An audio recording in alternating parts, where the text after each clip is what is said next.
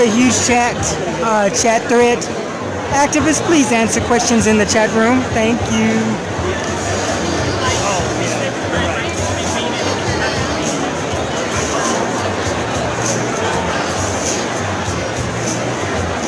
I know what you want. I'm panning around now.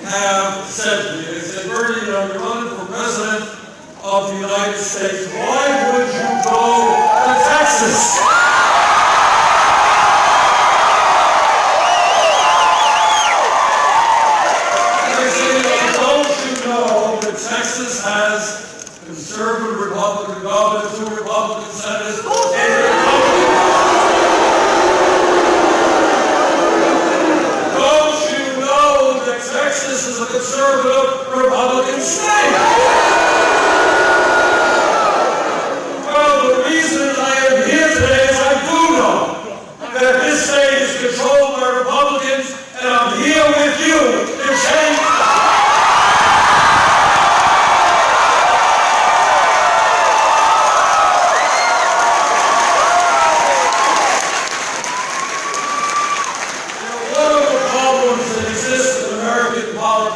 today, in my view, is the Democratic Party has conceded half of the states in this country at the national level. And that's what we got to fight them in 50 states, including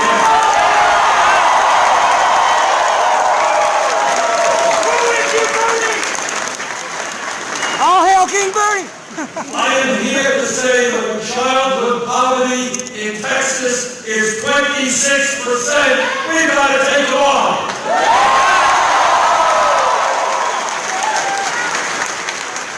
When over 17% of the people in Texas are living in poverty, we've got to take it on. When 34% of people living in Texas have no health insurance, we've got to take it on.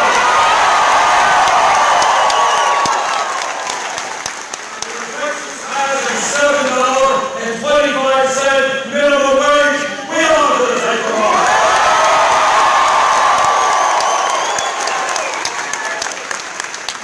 And 1.5 million Black and Hispanic children live in families where no parents have a full-time year-round job. Yes, we are going to take on.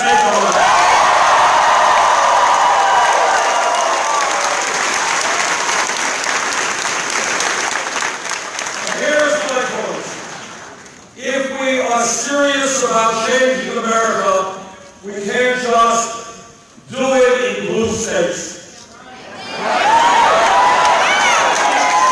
When working people are struggling to keep their heads above water to get some health insurance, we got a 50-state strategy that we're going to implement.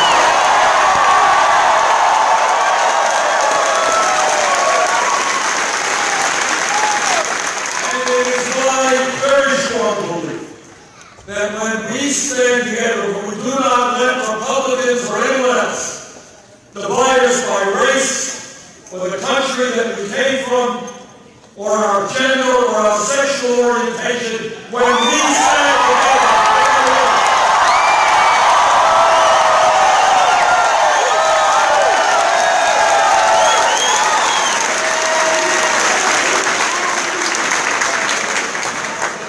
now what this campaign is fundamentally about.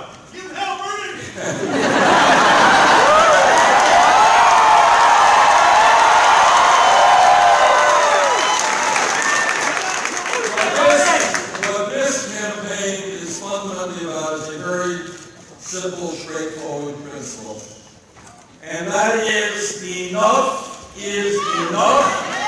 This great country and our government belong to all of the people and not just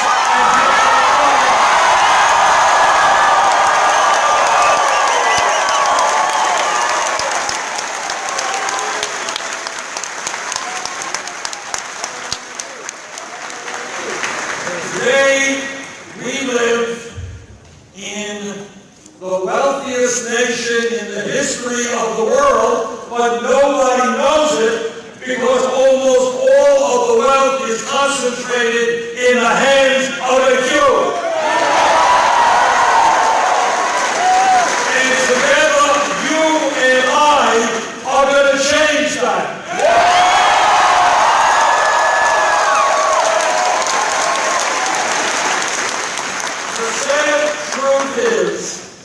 Is that America today has more wealth and income inequality than any other major industrialized country on earth, and it is worse here right now than at any time since 1928. The issue of wealth and income inequality is the great moral issue of our time. And what I mean by that is something pretty simple. Are we content to live in a country where we are seeing a proliferation of millionaires and billionaires, and yet we have the highest rate of childhood poverty of any nation? And this is an economic issue. income and wealth inequality, because you don't create the kinds of jobs we need unless working people have money in their pockets to spend.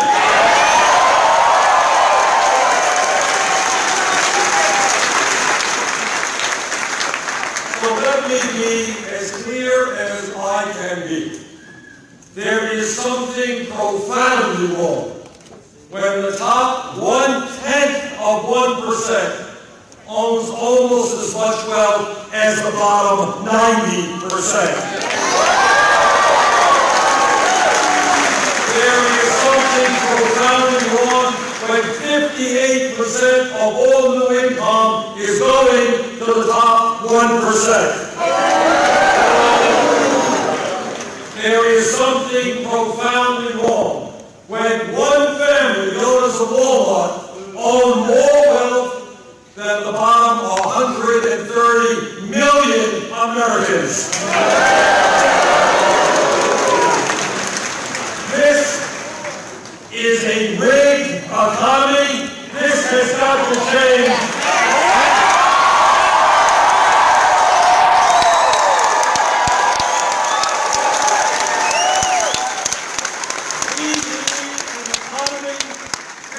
Work for the bottom 99%, and not just for the top 1%.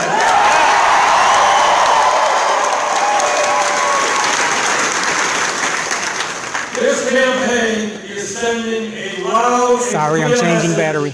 to the billionaire class, and that is, you can't have it all.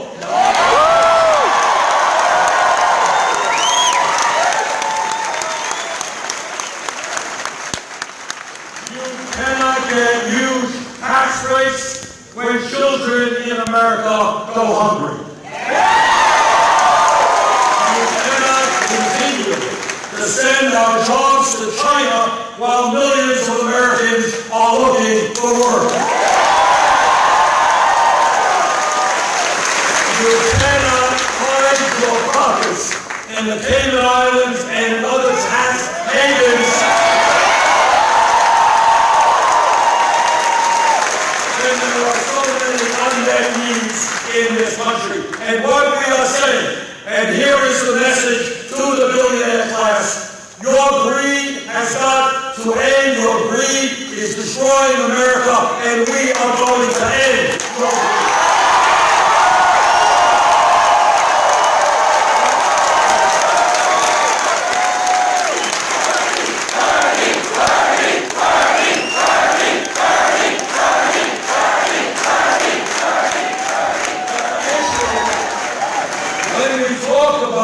Economics, it's not just the grotesque level of income and wealth inequality. It has to do with the fact that for the last 40 years,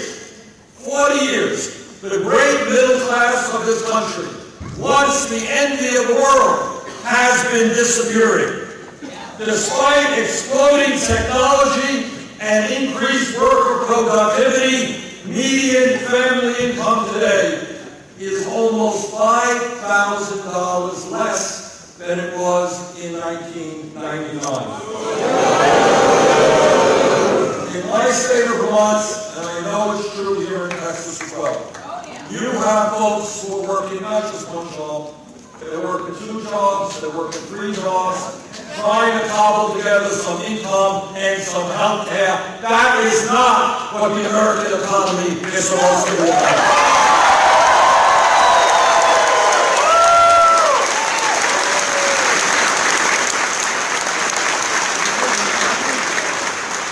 Every month, the government comes out with a report on unemployment, on official unemployment.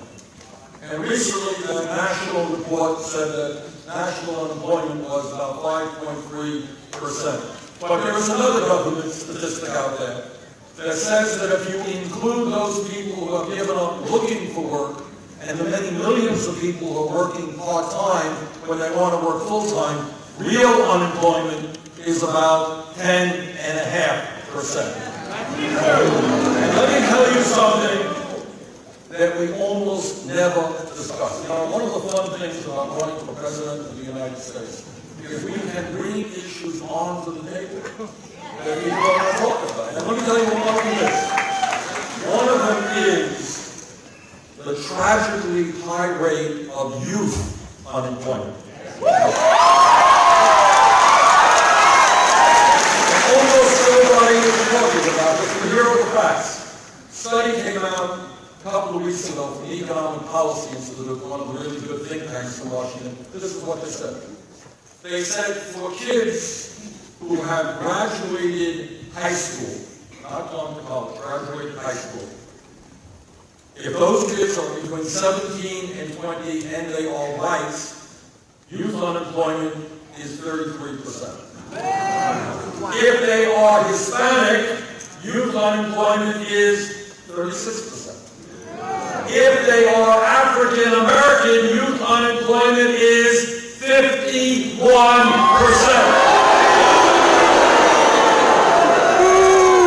Now, there is a reason. Some of you know that last week, President Obama did something that I thought was extraordinarily important. He visited a federal penitentiary.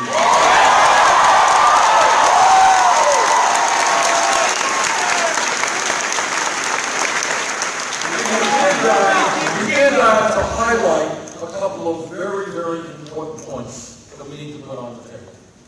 And the first point is that in our country, we have more people in jail than any other country on earth, including China. And the second point that he made is that a disproportionate number of those people in jail are black, Hispanic, and other minorities. Now, it seems to me that if we have over 30% youth unemployment in this country, if we are seeing so many of our young people's lives getting destroyed, then maybe it makes more sense to invest in jobs and education than jails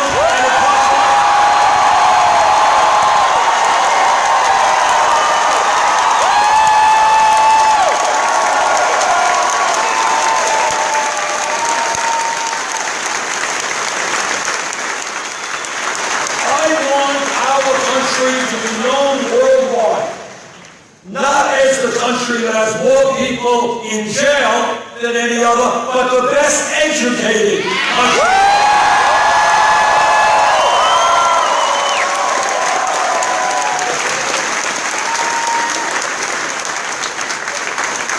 And when we talk about the economy, it is not just income and wealth inequality, it is not just high unemployment.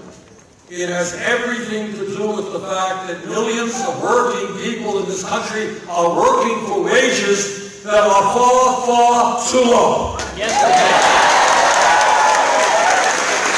let me be as clear as I can be and tell you that in my view, the national minimum wage of $7.25 an hour is a starvation wage and must be raised.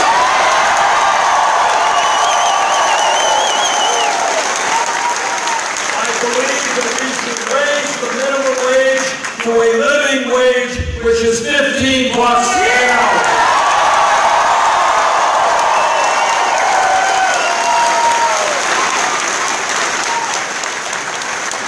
I do not believe that it is a radical idea, a socialistic idea, to say that if somebody works 40 hours a week, that person should not be living in poverty.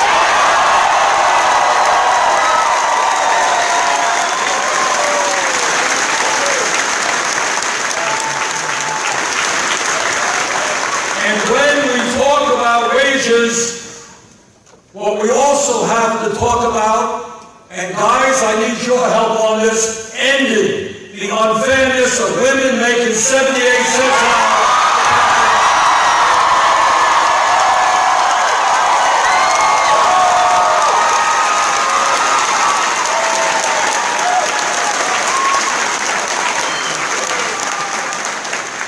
Men have got to stand by the women and make sure that pay equity for women workers.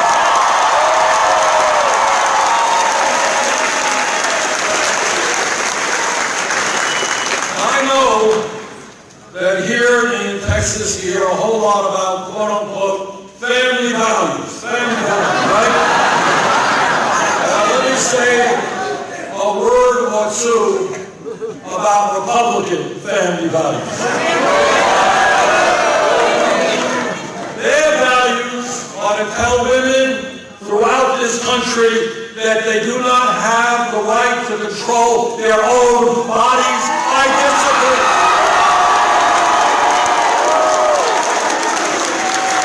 Their view is to tell women that they cannot even purchase the contraceptives they need. I disagree.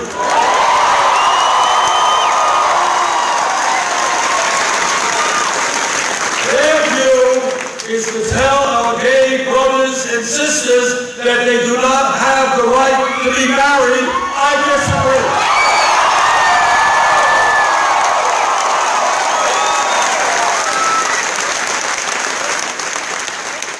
But let me take a moment to tell you about real family values, values that strengthen families.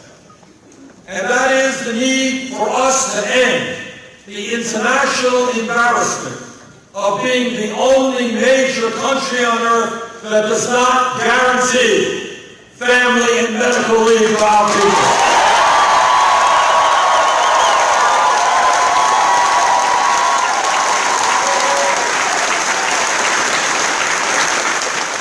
And you tell me, when we talk about family values, today in Texas, today in Vermont, a woman is giving birth to a baby, maybe the most important moment in her life, and obviously her baby's life. Big day for the baby. And here's what goes on in America. If that family, that mom and dad have money, mother and dad can stay home with their baby, bond with their baby, get to love their baby, get to know their baby for weeks and months. And that's the way it should be. But if that mother here in Texas or in Vermont does not have adequate income, that mother may have to go back to work in 4 days, 6 days, 7 days. That is not a family value. And that is why I will fight for 12 weeks of paid family leave.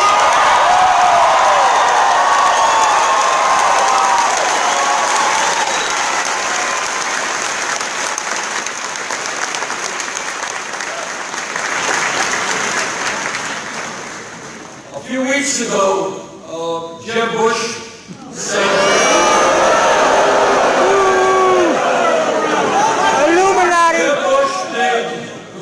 try to walk it back, but his point was that he thought that Americans need to work a little bit longer hours.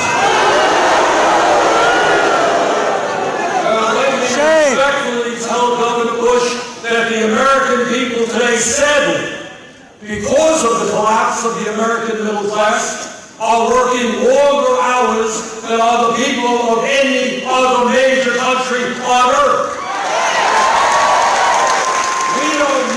Work longer hours, we need higher wages and better income.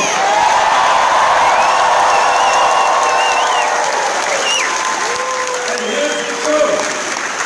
And this is really amazing. It kind of tells you where we are as an economy. You know, you remember reading in your textbooks, literally 100 years ago, in the early 1900s, workers demonstrated, and they held up placards, and they said, we want a 40-hour work week. We are not beasts of burden. We want leisure time. We want to be with our families. We want to get an education. We don't want to work all of the time. Well, 100 years have come and gone. And today, 85% of working men, 66% of working women are working longer than 40 hours a week. And at the very least, what we have got to do is make sure that every worker in this country has paid vacation time.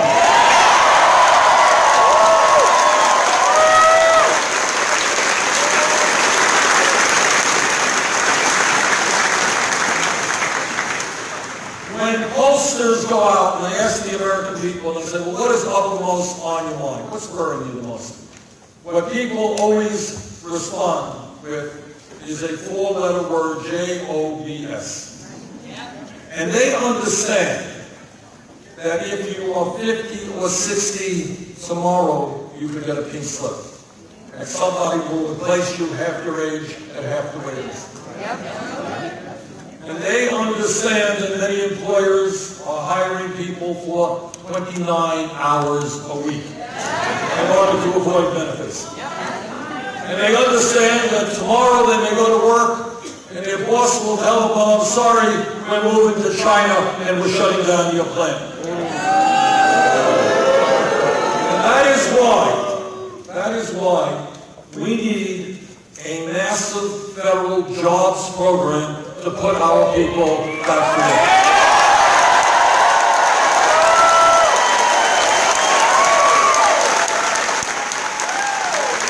In Vermont and in Texas and all over this country, we have bridges and roads and water systems and wastewater plants and a rail system that is falling apart.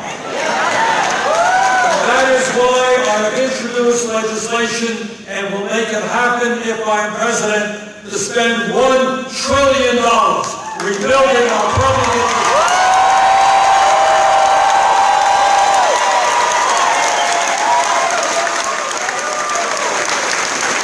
And when we do that, when we make our roads better, when we deal with traffic congestion, when we make our bridges functional, when we have the best rail system in the world, that $1 trillion creates up to 13 million decent paying jobs.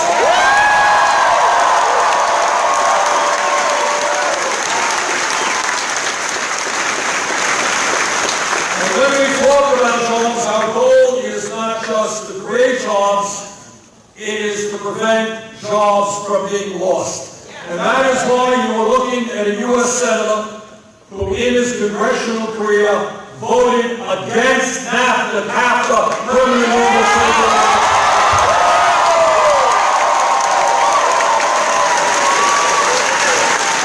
And why I am helping to lead the opposition to this TPP trade agreement.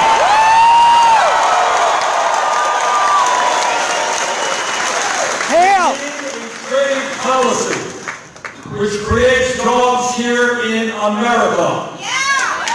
Every night on TV, every multinational corporation is telling us that we got to buy this and we got to buy that. Well, if they want us to buy their products, how about producing those products in Texas and in Vermont?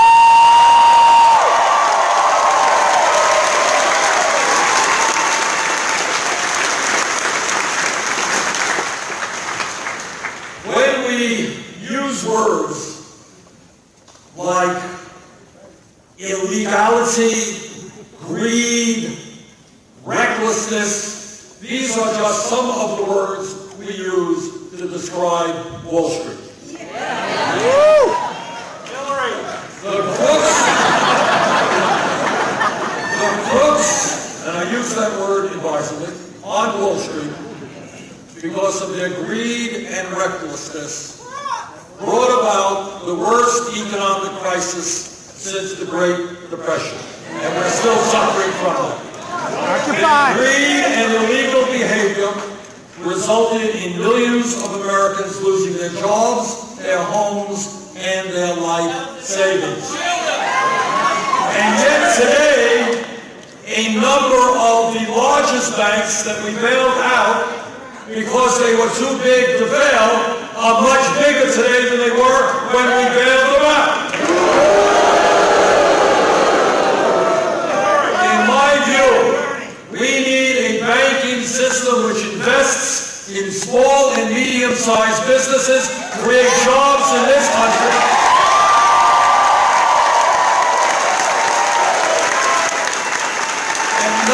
just makes Wall Street even richer than they are today. And that is why I believe, number one, we've got to bring back Glass-Steagall regulation.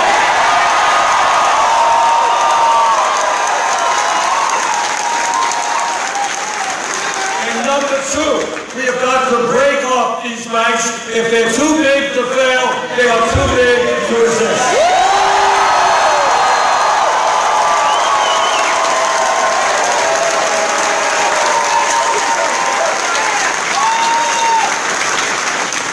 Now let me touch, there are so many important issues out there, but let me touch on one that really impacts every other issue. And that is the disastrous Supreme Court decision on Citizens United.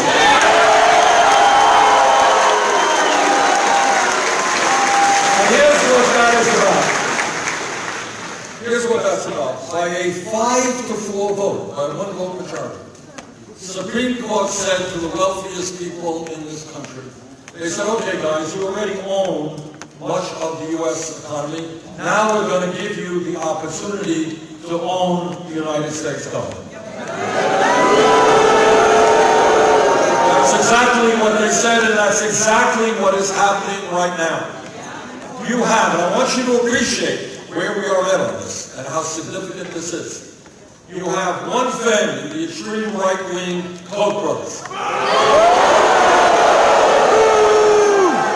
This family, worth about $85 billion, is going to be spending more money in this election cycle than either the Democratic Party or the Republican Party.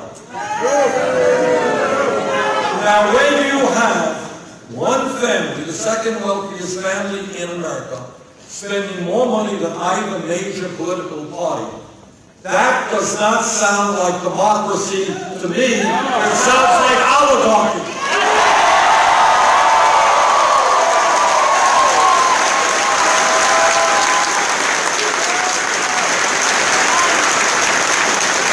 Down with the false kings. I have not made many campaign promises during this campaign, but here's one I have made. And that is, any nominee of mine to the U.S. Supreme Court is, in fact, going to have to pass a litmus test. And that litmus test is that he or she will vote to overturn Citizens United.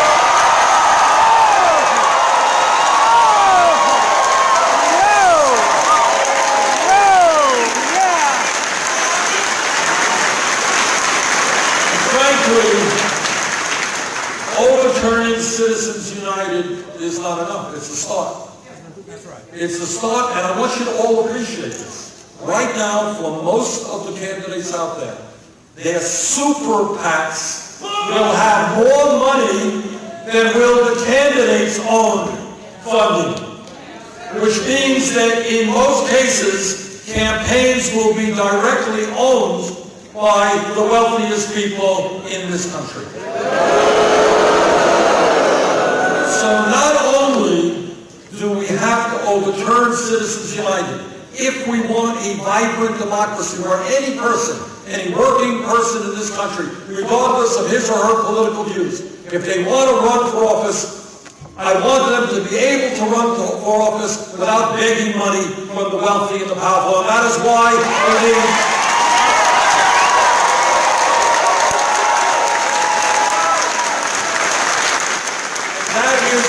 we need public funding of elections.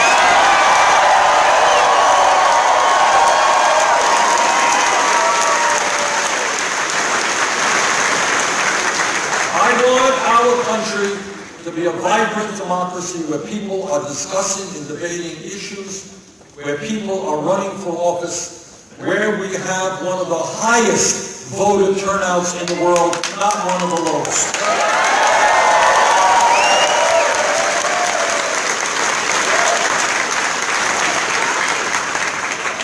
Let me say a word about education. We live in a highly competitive global economy. And if we are going to succeed economically as a nation, we need to have the best educated workforce in the world.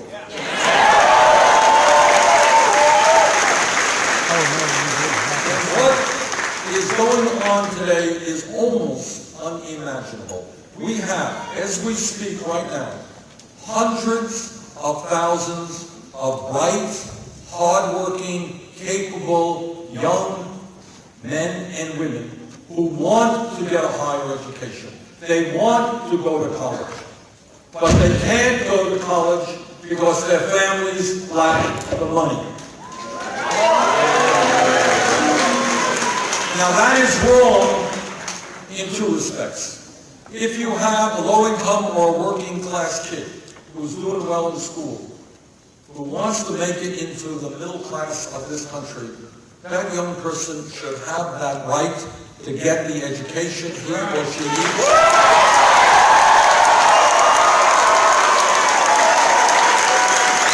We should not be pulling out the ladder under them as they struggle to live productive lives. But the second issue is that if we are going to do well internationally in the future, we have got to make sure that all of our people get all of the education they need. And that is why I have introduced legislation that would make every public college and university in America tuition free.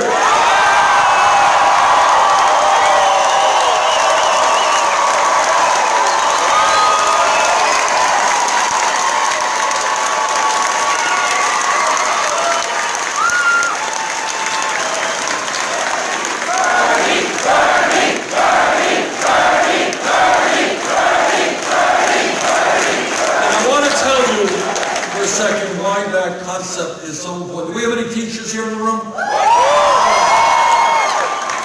And I think the teachers would concur with me in saying that we have kids in the 4th grade and the 6th grade. And these kids grow up in a family where mom and dad never went to college. Their friends' parents never went to college. Few people in the community ever went to college. And they believe that no matter how hard they work, they're never going to be able to make it to college, and maybe they won't even be able to graduate high school. And what I want all over this country is for kids in the 3rd grade and the 5th grade to understand that if they work hard in school, they will be able to get a college education.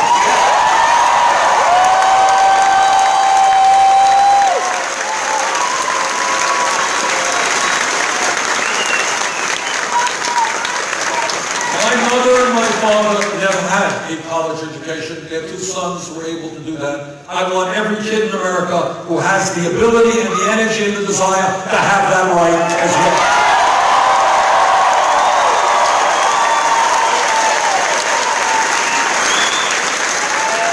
But when we talk about the financing of higher education, there is another issue equally important, and that is we have millions of Americans, including some I'm sure in this room, who are carrying unconscionably high rates of student debt.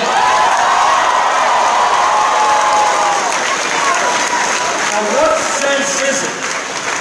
sense is it that people graduate college $40,000, $50,000, $60,000 in debt and end up paying 20–25% of their income paying back that debt?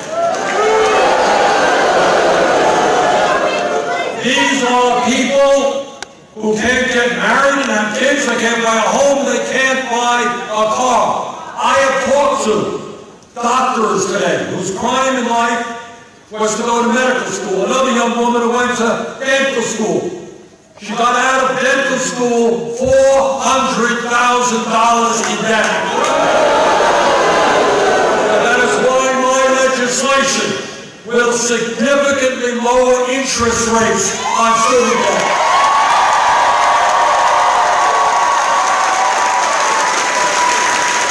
If you can refinance your home today at 2 or 3%, you should not be paying 9 or 10% interest rates and so forth. And furthermore, the United States government should not be profiteering, making billions in profit on student loans.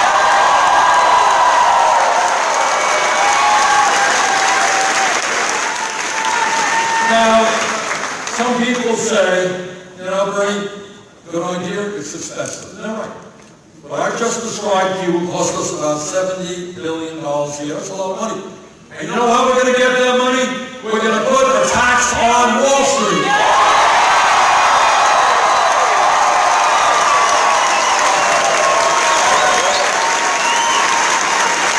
When Wall Street collapsed, the American people bailed them out. Now it's their turn.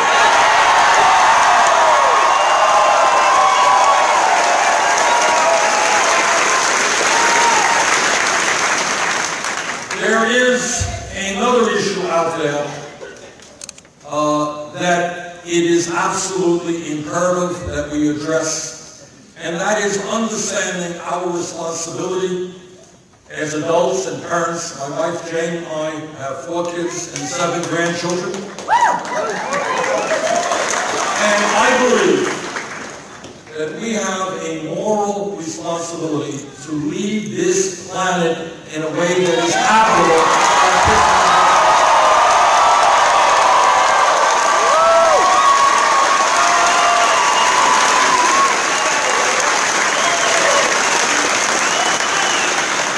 Understand that many Republicans don't believe that climate change is real.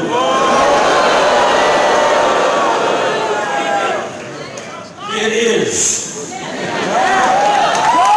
And I would urge them to stop worrying about their campaign donors like the Koch brothers and ExxonMobil and start worrying about the American people.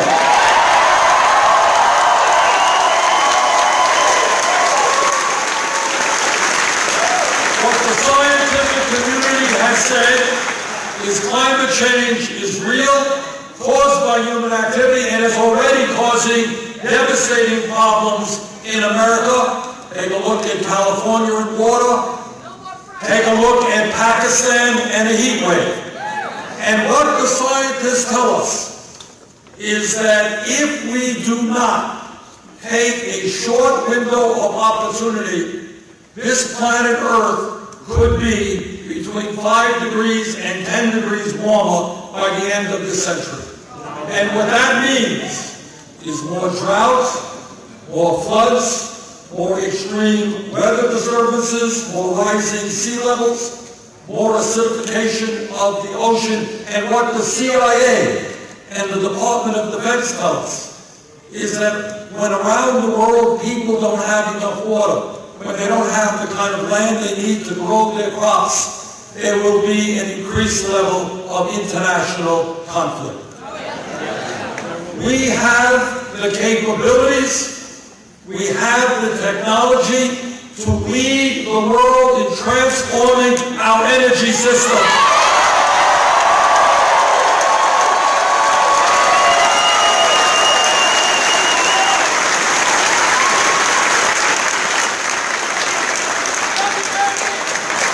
We have got to move away from fossil fuel to energy efficiency, wind, solar, geothermal, and other sustainable energy.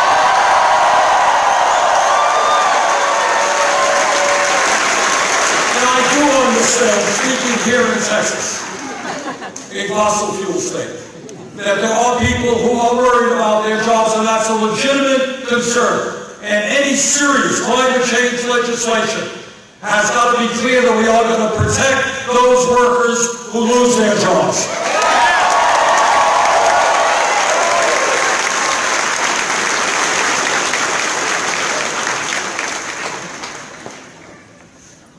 The United States of America, as I hope many of you know, and I know you do, is the only major country on earth that does not guarantee health care to all people as a right.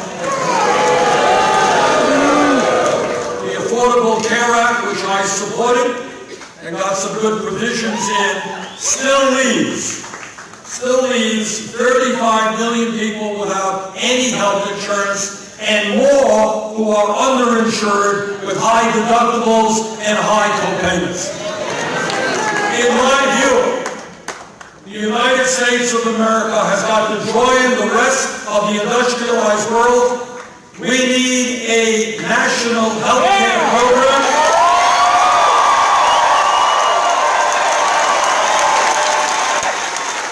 We need a Medicare for all single-payer program.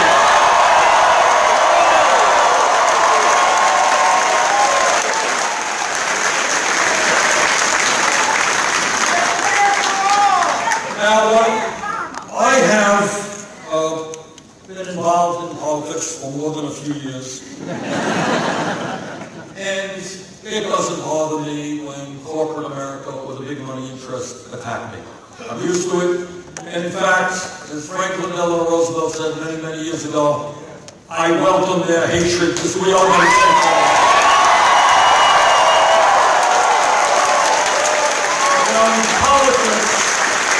Politics is not very complicated. Basically, you have to decide which side are you on. You know that song, Which Side Are You On? Well, I will stand with working people, and I'm prepared to take on the building.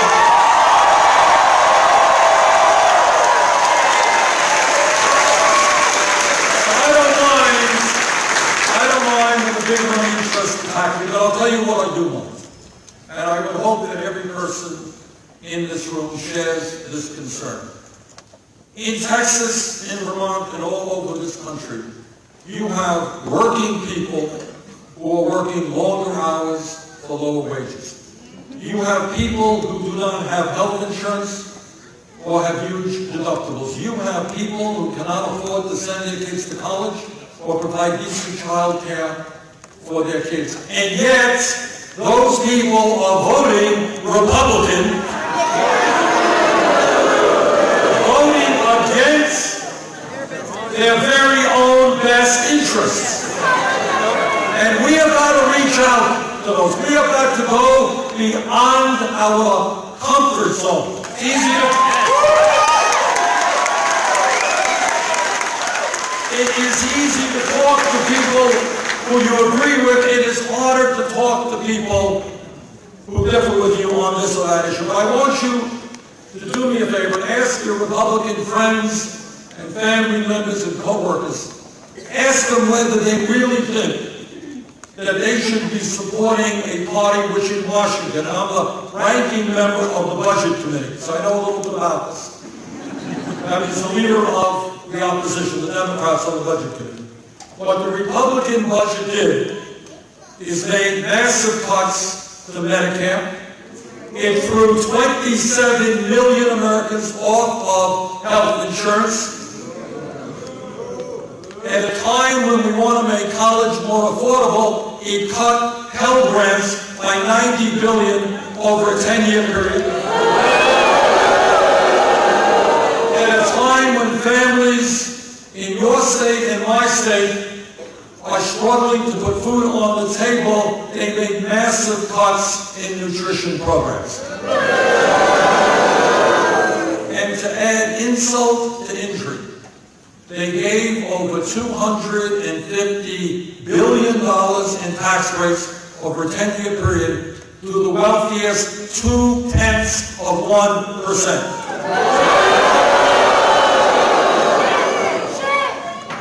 I would like you to go to your Republican friends and family members and ask them whether they think that makes sense, whether they think that that set of policies of people who want to cut Social Security, who want to cut Medicare, who want to cut Medicaid, who want to cut or destroy the Environmental Protection Agency, whether that makes sense for their kids and their parents. And that's why I'm here in Texas today, to say that we have got to take on that ideology.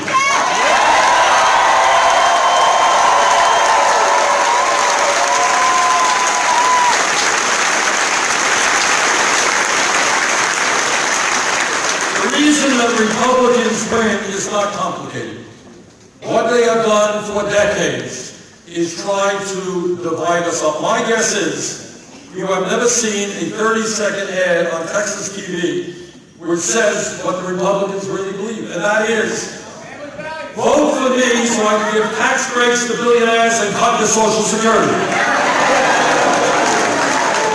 But what they have done very cleverly for decades is divide us up, black against white, men against women, native-born against immigrants, straight against gay. And what we have got to understand is the way we beat them is that when they try to divide us, we come together.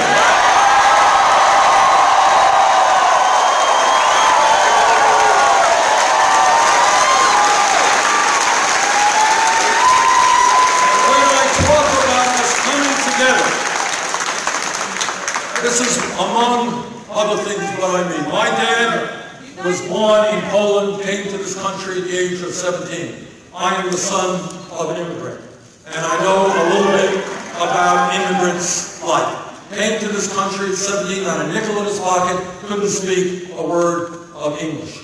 In my view, my strong view, we have got to fight for a path toward citizenship for 11 million.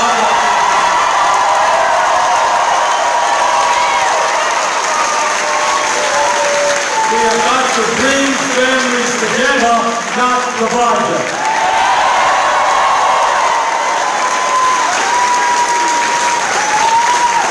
This country, as everybody in this room knows, starting from the first Europeans to come here, and what they did to the Native Americans, and the horrors of slavery, and discrimination against the Irish, the Italians, the Jews, whatever.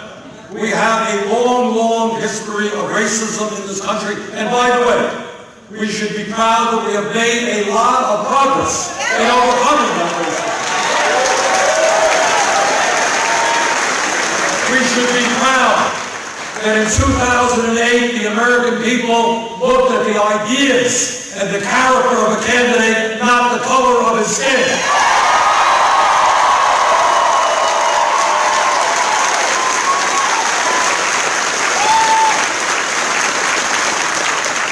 But we should also be aware and knowledgeable that sadly racism continues to exist in this country. We have made progress, and I'm proud of that, you're proud of that. But when we look at names like Sandra Bland, or Eric Johnson, or Freddie Gray, and so many others, we understand that what we want is a nation where a young black man or woman can walk down the street not worried about being falsely arrested or beaten or something.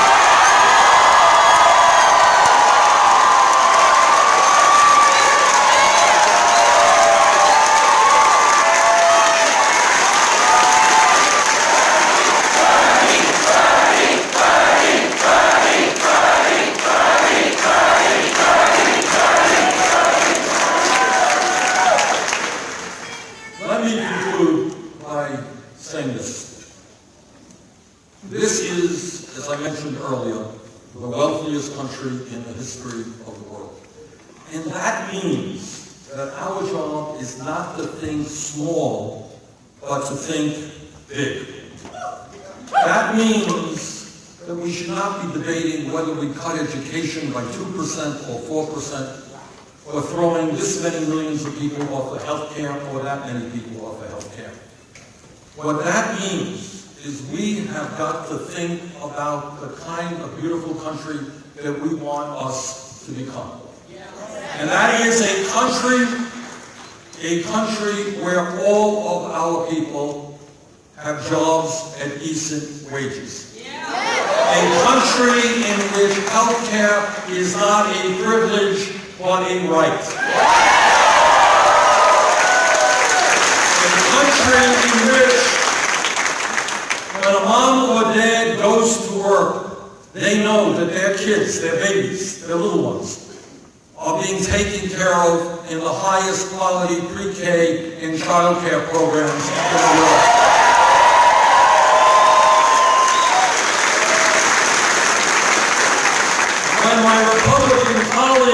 tell us that we have got to cut Social Security, we say no. You're not going to cut Social Security, we're going to expand Social Security.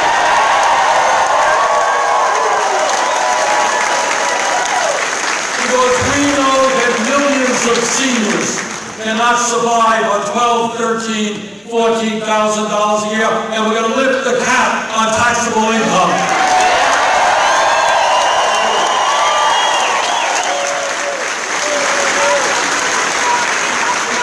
And when some Republicans tell us that we got to cut veterans' benefits, we say you're not going to balance.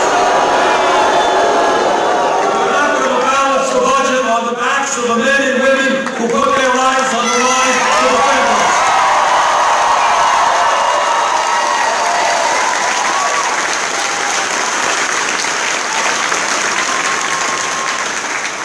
And when people try to divide us up, we know that no matter their race, no matter their religion, their disability, their sexual orientation, the country that they came from, we are going to fight for the promise of full equality for all Americans.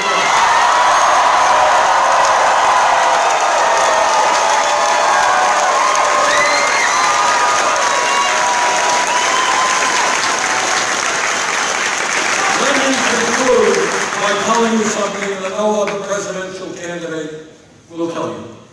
And that is, given the economic and political reality of today, a today in which the billionaire class has unbelievable economic power, political power, power over the media, in which large campaign contributors basically own many politicians, there is nothing or very little that a president can do alone.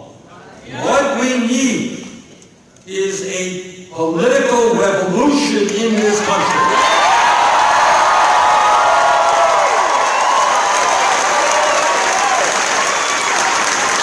And that means that millions of us come together to reclaim our birthright, our government, and our nation.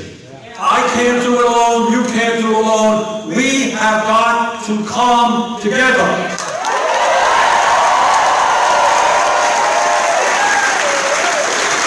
Now, it is true that the Koch brothers and the other billionaires and the super PACs have unlimited, and I mean unlimited sums of money.